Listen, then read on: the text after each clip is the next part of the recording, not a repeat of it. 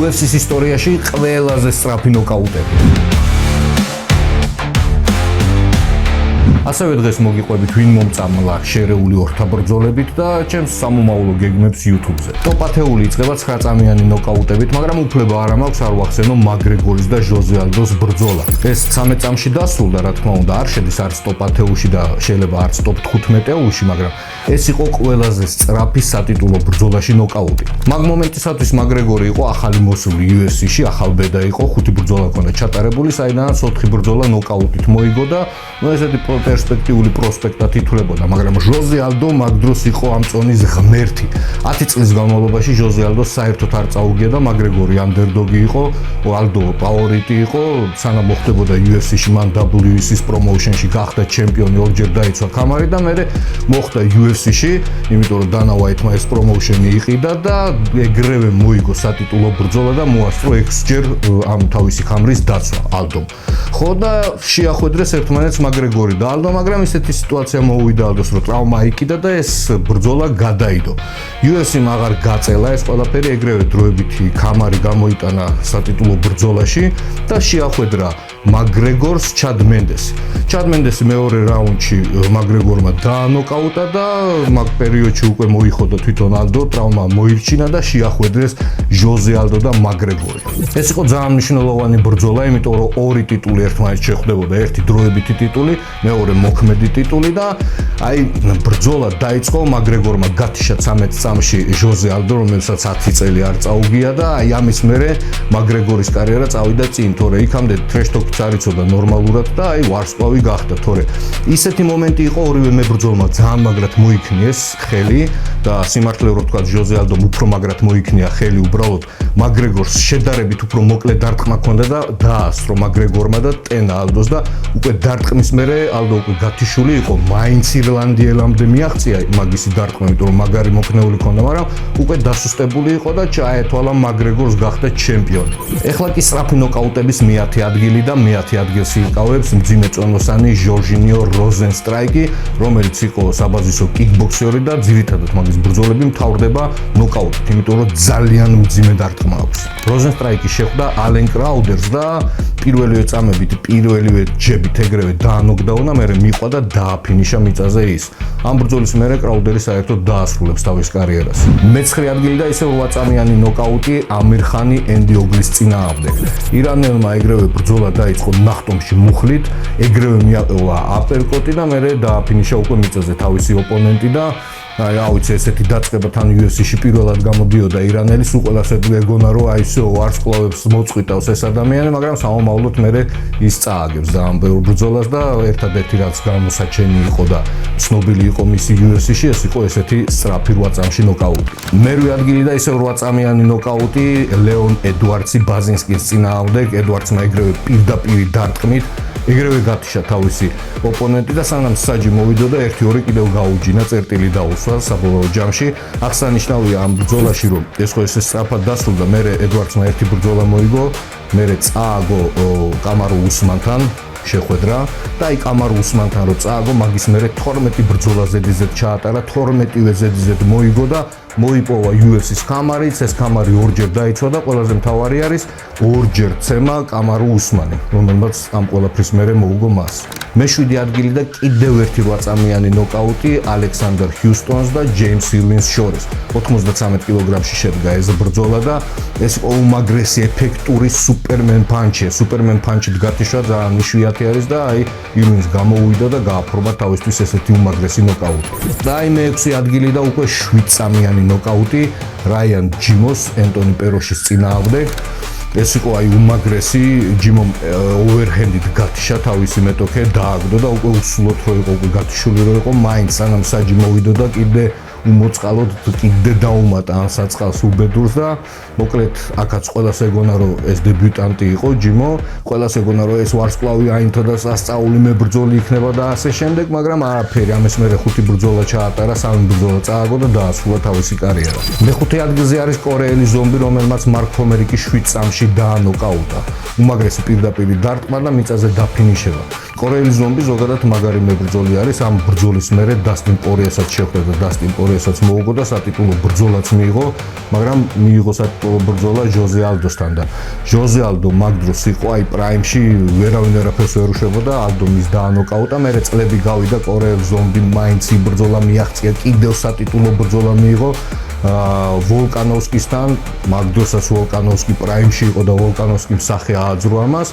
მერე შეხვდა მაქს ჰოლუეის, მერე მაქს ჰოლუეიმაც დაანოკაუტა ეს საწყალი, მაგრამ მართლა მაგარი მებრძოლია.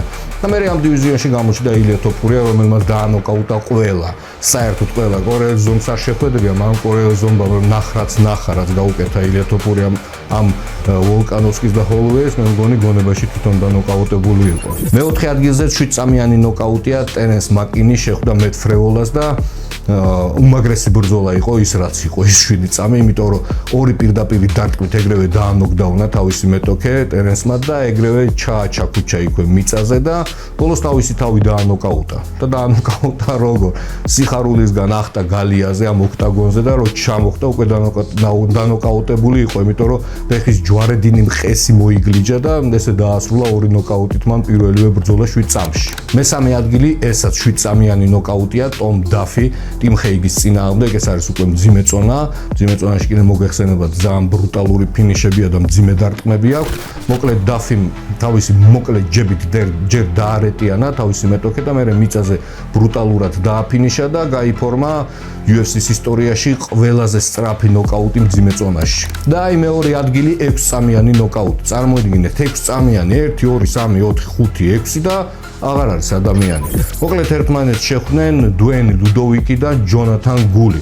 ეს იყო დუენისგან ერთი პირდაპირ მაგარი დარტყმა, რომელიც ეგრევე მუხლებზე დააგდო თავისი ოპონენტი და 6 წამში მოიგო ეს შეხვედრა. აღსანიშნავია, რომ დუენი არის მსოფლიო ჩემპიონი კიკბოქსინგში და ეს არ იყო რაღაცა ლაკი პანჩი, ეს იყო გამიზნული პირდაპირ ნოკაუტი, რომელიც დასრულდა 6 წამში. და აი პირველი ადგილი ეს არის 5 წამი, 1 2 3 4 5 და დამთავრდა ყველაფერი და ამ შეხვედრაშიც მართლა ყველაფერი დამთავრდა. ერთმანეთს შეხვდნენ ხორხე მასვიდალი და ბენ ასკრენი და აი ბრძოლა რო დაიწყო, მასვიდალი აი დიდი ისეთი რაზგონი, რასაც ქვია, აიღო და პირდაპირ მუხლით შეასკდა ბენ ასკრენს და უკვე გათიშა, მაგრამ საამსაჯი მოვიდო და კიდე მოასწრო 1-2 ტენა ბენ ასკრენს და ბენ ასკრენს აი ისეთი პრობლემები ჰქონდა და ისე ბრუტალურად გაითიშა, არა და იქამდე ტრეშტოკში მაგარი იყო და მასვიდალს რაღაცა შეურაცხყოფებს აყენებდა, მასვიდალმა კიდე გააფრთხილა რომ მოვაო შეინდირო და მოვიდა. სხვათა შორის ბენ ასკრენს ახლა რაღაცა ძალიან სერიოზული ჯანმრთელობის პრობლემები ჰქონდა და უმეტესობას ეგონა რომ გარდაიცვალა ის, თურმე ეს არა, რაღაც პნევმონია ჰქონდა და ახლა ძალიან მაგრად ცუდად არის, მძიმედ არის, უსურებ მას მალე გამოჯანმრთელებას.